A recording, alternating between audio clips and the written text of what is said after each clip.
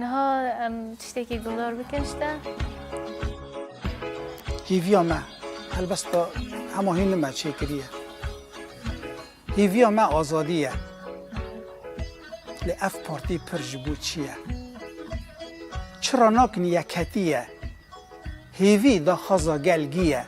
آرمانش پاراستن آن کرسیه لسکرتیر جبو چیه ما کرسیان ملکیه لملک وی باویه ناوی پارتیا نزانم به ناو سکرتیر خواتی خاندیه دبین اما دیمقراطینن راستین لدوری خوانابینن هر یک دجمن یکینن لیوی کرسیش کرو بیلینن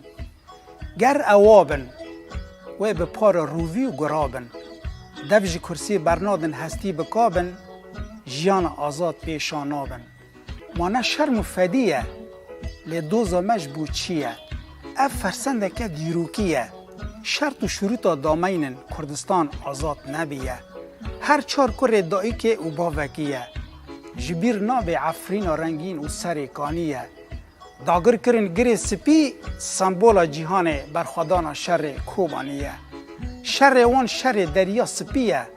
لیما کار خل قربا و روش آواد چیه پرسکریه که کرد کابوسه لسر دل هر کسیه تمکری و خلکه بریه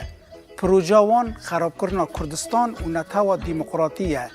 لی کردان سوز داییه یان کردستان یان امان سوز کردان گیه دست بدن هف ببین یک اف فرسنده داویه